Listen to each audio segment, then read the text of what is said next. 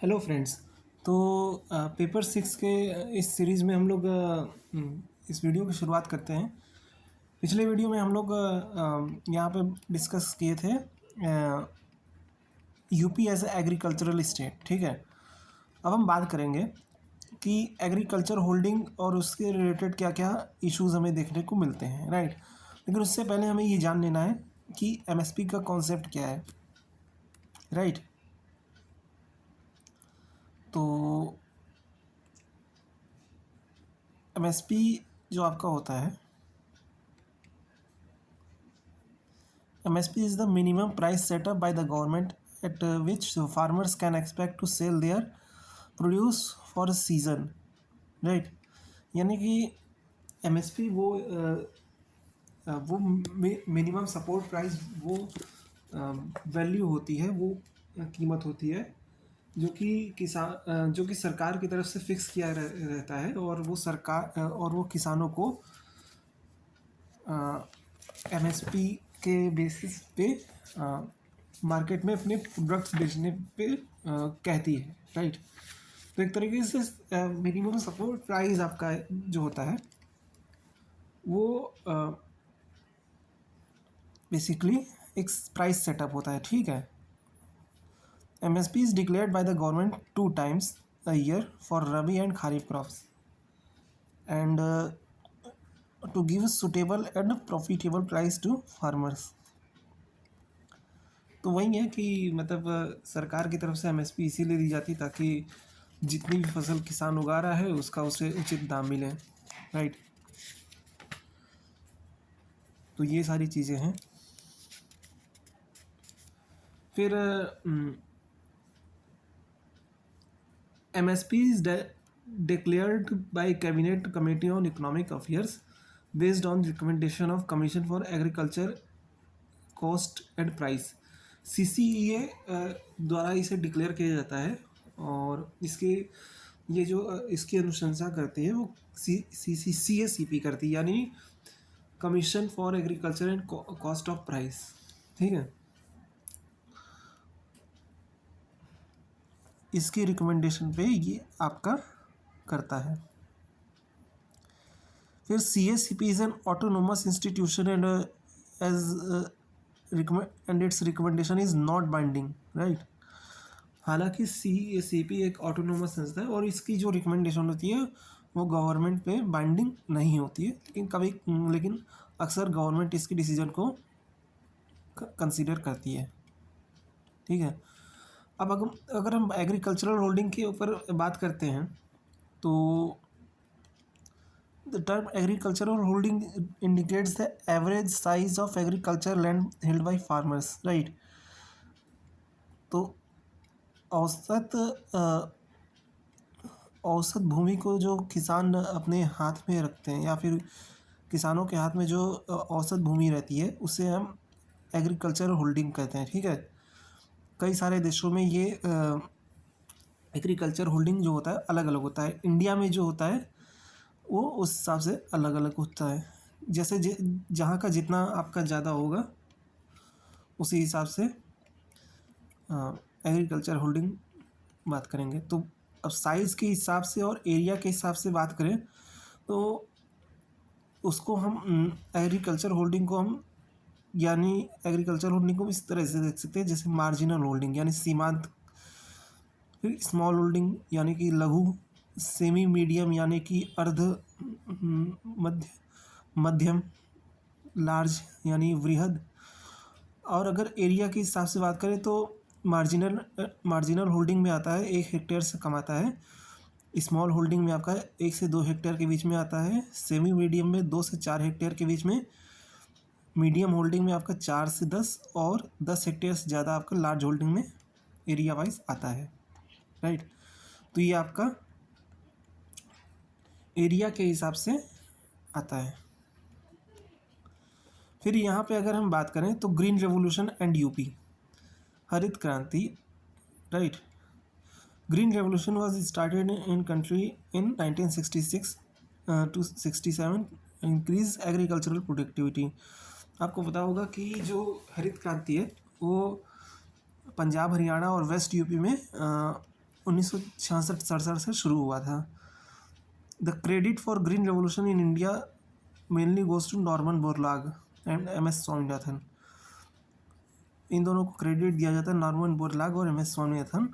और ये जो है 3rd 5 ईयर प्लान के तहत इस हरित क्रांति को लाया गया था। ठीक है, जो ग्रीन रेवोल्यूशन का जो मेन ऑब्जेक्टिव था वो हाई व्हील HYV सीड्स के ज़रिए प्रोडक्शन को, एग्रीकल्चर प्रोडक्शन को बढ़ाना था। ठीक है,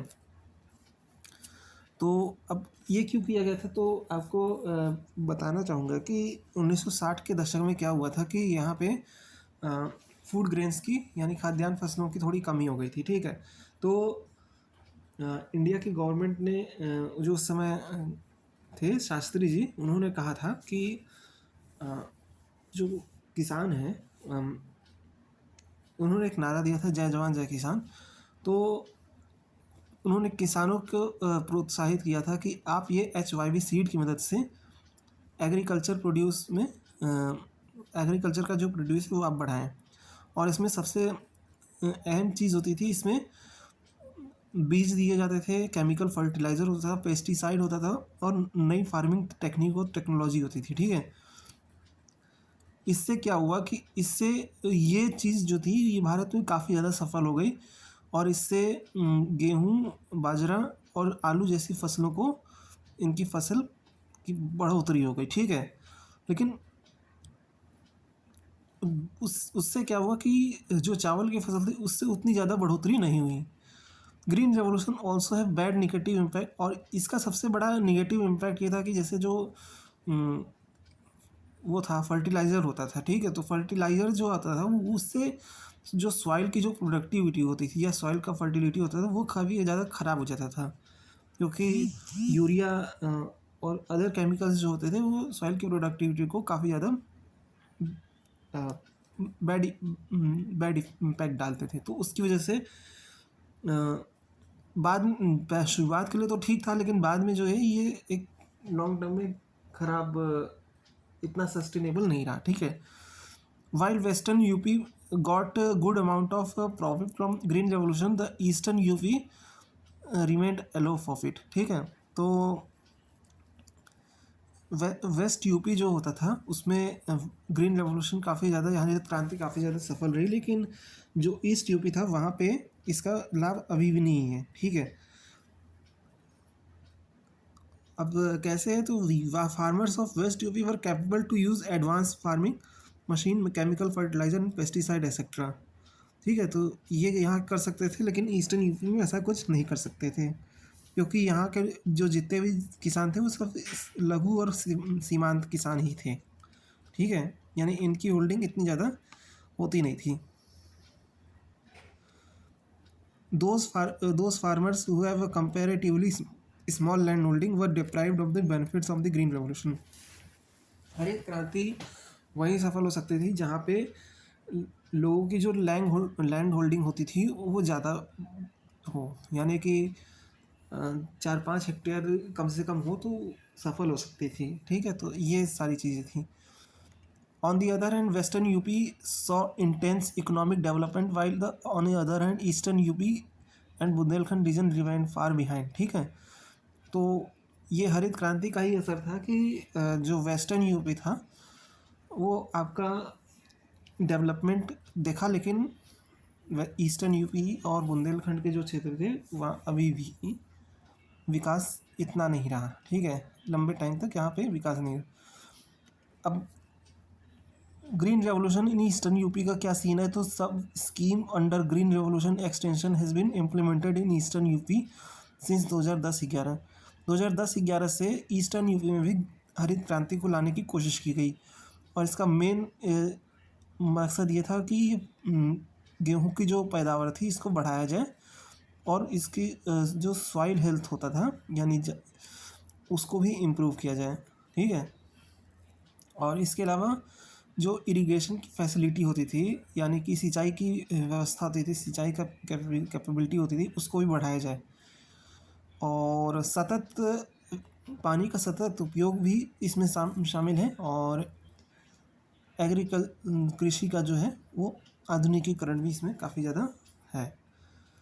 तो जो नया हरित क्रांति आया है ईस्टर्न यूपी में, उसका मेन मकसद यही था कि जो एक तो प्रोडक्टिविटी बढ़े, फिर उसके अलावा आपका सॉइल हेल्थ इम्प्रूव हो, उसके अलावा टेक्नोलॉजी इम्प्रूव हो, इसके अलावा पानी का पानी का अच्छा उपयोग हो और इरिगेशन फैसिलिटी भी बढ़े। तो ये कुछ आपका उससे था। फिर कृषि कुंभ क्या है? तो कृषि कुंभ क्या है कि इन October 2018 Krishi Kumbh was organise for the first time in state at Lucknow, ठीक है, under which international agriculture conference exhibition of agriculture and technology department, ठीक है। तो अक्टूबर 2018 में लखनऊ में पहली बार कृषि कुंभ का आयोजन किया गया था। इसका जो मेन मकसद था, यहाँ पे अंतर्राष्ट्रीय इसमें क्या होता था कि इसमें जो भी टेक्नोलॉजी होती थी उसको दिखाना, और इसमें मेन चीज़ एक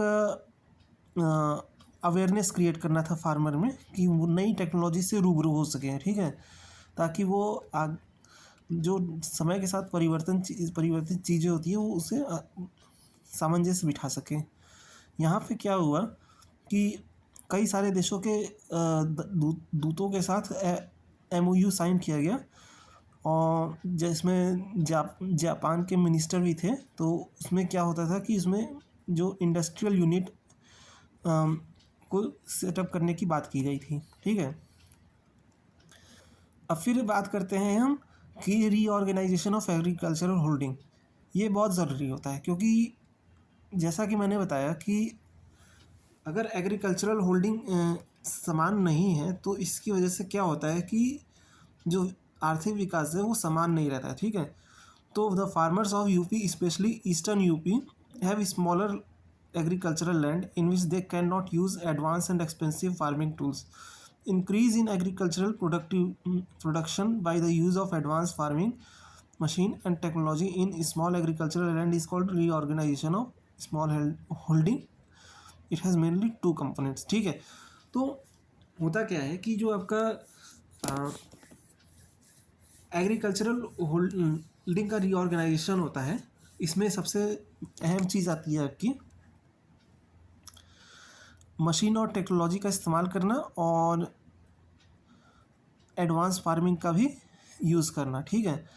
अब ये सारी चीज़ें तभी पॉसिबल हैं जब जो एग्जिस्टिंग लैंड होल्डिंग है उसको थोड़ा सा चेंज किया जाए, ठीक है। चेंज करने का मतलब ये है कि जो आपका ईस्टर्न यूपी में जो किसानों के पास ज़मीनें नहीं हैं वो ज़मीनों को ज़्यादा मुहैया कराई जाए, ठीक है। तो ये एक है। अब ये इसके दो कंपोनेंट्स होते हैं, पहला है कंसोलिडेशन और दूसरा है कोऑपरेटिव फार्मिंग। कंसोलिडेशन का मतलब होता है प्लान्ड रीएडजस्टमेंट और रीअरेंजमेंट, ठीक है। तो प्लान्ड रीएडजस्टमेंट या रीअरेंजमेंट का मतलब ये हुआ कि फिर से पहले जो भी फालतू की ज़मीनें हैं या फिर इस तरह की उनको सरकार लेगी और फिर उस हिसाब से किसानों का वो करके किसानों में फिर से बांटेगी, ठीक है।